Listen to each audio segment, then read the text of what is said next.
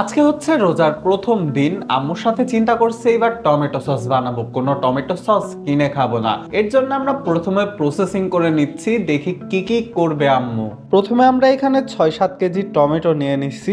আমরা এখন প্রথমে এই জিনিসটাকে সেদ্ধ করতে দেব। সেদ্ধ করার জন্য আমরা প্রেসার কুকার ইউজ করব। আমরা এই যে প্রেসার কুকারের মধ্যে ভরে নিছি আর কি টমেটো, এর মধ্যেই পানি দিয়ে সিদ্ধ করে নেব, যাতে আমরা পরে যেই চামড়াটা আছে চামড়াটা তুলে ফেলতে পারি। আর এই যে এতগুলা টমেটো বেঁচে গেছে, এগুলো আমরা পরে সালাদ করে খেয়ে নিব। আম্মু এই যে অল্প একটু পানি দিয়ে দিচ্ছে, এর মধ্যে আমরা খুব বেশি পানি দিব না। তারপরে প্রেসার কুকারে 3টা সিটি হওয়ার পরে আমরা জিনিসটাকে বের করে নিব। জিনিসটা একদম ভরে দিছি, এর জন্য আটকাইতে একটু কষ্টই হচ্ছে। এখন এই জিনিসটা সিদ্ধ হইতে হইতে আমি যাই নামাজ পড়ে আসি। এখন বাজে হচ্ছে 1:15, একটা বিশেষ সময় জামাত। নামাজ পড়ে আসতে আসতে হয়তো জিনিসটা সেদ্ধ হয়ে যাবে। দুপুরে নামাজ পড়ে এসে ঘুমায় গেছিলাম, এখন উঠছি, উঠে বিকাল হয়ে গেছে। আমরা এখন বিকালবেলা সব কার্যক্রম করব। আজকে আর কি প্রথম ইফতার, ইফতার টিফতার গোছানো, সেই সাথে টমেটো সসটাও বানাবো। এখন আম্মু এদিকে এই যে ছোলা রান্না করছে। এখন তো তার মানে বিড়ালকে খাবার দেওয়ার কিছু নাই আর কি রোজার টাইমে, আমরা তাই বিড়ালকে একটু ছোলা দিচ্ছি। আম্মু প্রথমে আর কি একটু ট্রাই করছে ছোলাটা দিয়ে যে বিড়াল খায় নাকি। বিড়াল ছোলাটা খাইছে, দাঁড়ান আপনাদেরকে দেখাচ্ছি। এই বিড়াল, দাঁড়ান, এক হাত ফাঁকা করতে হবে। এই যে, আয় আয় আয়, এই যে আমার বিড়াল। এই যে বিড়ালকে আম্মু অল্প একটু মাংস দিছে ছোটখাটো, আর এই যে ছোলা দিলাম আমি। এখন তো মাংসের পরিবর্তে ছোলা অবশ্যই খাবে না। সামান্য কয়দিন আগে ফ্লু হয়ে বিড়ালের 2টা বাচ্চা মারা গেছে আর কি। বর্তমানে দেখা যাচ্ছে সিজন চেঞ্জের লাস্টে ফ্লু হয়ে প্রচুর পরিমাণে বিড়াল মারা যাচ্ছে। কালকে আর টিভিতে একটা নিউজ দেখলাম, মেহেরপুরের নাকি অলিতে গলিতে আর কি বিড়াল মারা যাচ্ছে। এই যে আম্মু গামলাতে টমেটোটা ঢেলে ফেলছে, এখন হলো এর চামড়াটা আমরা ছুলে নেব। চামড়া থাকলে আর কি টমেটোর সসটা খুব একটা ভালো হয় না। আমরা এখন টমেটোর ফার্স্ট পার্টটা আর কি ব্লেন্ড করে নিচ্ছি, তারপরে বাকিগুলো ব্লেন্ড করবো। আমরা অল্প একটু চুচাটা ছাড়াই নিছি এইটার। আমি এখন ব্লেন্ডারটা ছেড়ে দিচ্ছি, দেখি। বিসমিল্লাহ। ও শিট, ওইদিকে সুইচ দিয়ে আসি নাই। সুইচটা এবার দিয়ে আসছি, এবার ব্লেন্ডারটা দিয়ে নিই।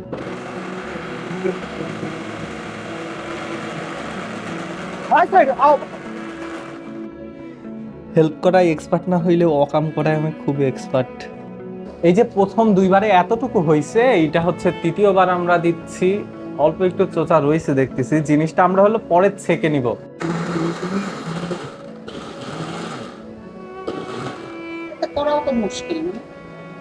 জিনিসটা আটকায় নাও, আমার মাও ফেলায় দিছে, এর জন্য আমার কোনো দোষ নাই। অনেকখানি কিন্তু টমেটো হয়েছে, যাই আমি আবার পরিষ্কার করি, আমার দায়িত্ব এখন। সেও করছে বলে সমস্যা হয় না, আমি একা করলে মারতাম আমাকে।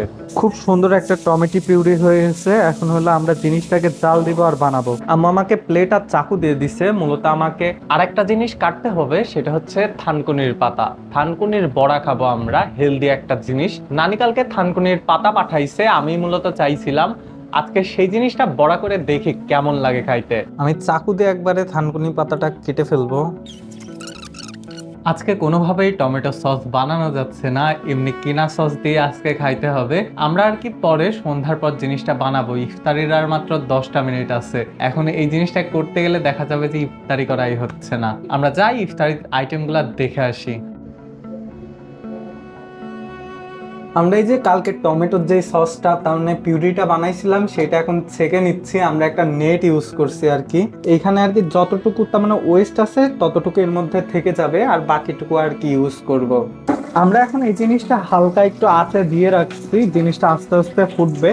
আর আমরা এর মধ্যে যে যে মশলা লাগবে সেগুলো দিতে থাকবো। আম্মু এখানে অল্প একটু তেঁতুল ভিজায় রাখছে, এই তেঁতুল ভিজানো পানিটা আমরা এর মধ্যে দিব, যাতে একটু জিনিসটা টক বা ট্যাঙ্গি হয়। আমরা এরপরে নিয়ে নিছি কর্নফ্লাওয়ার। আম্মু প্রথমে এর মধ্যে লাল মরিচের গুঁড়া দিয়ে দিচ্ছে জিনিসটাকে ঝাল করার জন্য। মরিচের গুঁড়ার পরে এর মধ্যে আম্মু দিয়ে দিচ্ছে পরিমাণ মতো, স্বাদ মতো লবণ আর কি। খুব বেশি লবণ না, হালকা একটু লবণ। এখন জিনিসটা মিক্সড করে নিল।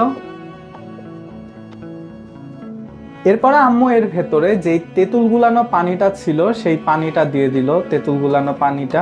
এরপরে দিয়ে দিচ্ছে হচ্ছে কর্নফ্লাওয়ারটা। কর্নফ্লাওয়ারটা মূলত থিকনেসটা একটু বৃদ্ধি করবে। এরপরে আমরা একে একে যা যা মশলা লাগবে সেইগুলা দিয়ে দিব। আমরা এখন হালকা একটু ভিনেগার দিয়ে দিচ্ছি, একদমই অল্প, এর টেস্টটা আমাদের ভালো লাগে না, তবে সংরক্ষণের জন্য এই জিনিসটা নাকি দিতে হয়। এখন আমরা ইউজ করতেছি শানের চাট মশলা। চাট মশলাটা ইউজ করলে এর একটা অন্যরকম টেস্ট আসবে। আমরা এখন বেশি করে এর মধ্যে চিনি দিয়ে দিচ্ছি। মিষ্টি মিষ্টি ফ্লেভার না হইলে তো তার মানে এই জিনিসটা মজাই লাগবে না। চিনি দিয়ে দিলাম আমরা পরিমাণ মতো। এখন এই জিনিসটা ফুটতে থাকবে, ততক্ষণ আমরা চাই বিট লবণটা গুঁড়া করে আনবো। আমরা এই যে বিট লবণটা ব্লেন্ডারে দিয়ে দিছি, এখন এই জিনিসটা গুঁড়া করে নিব। পরে আমরা অল্প একটু ভেজে নিব, না এখন আর ভাজবো টাজবো না।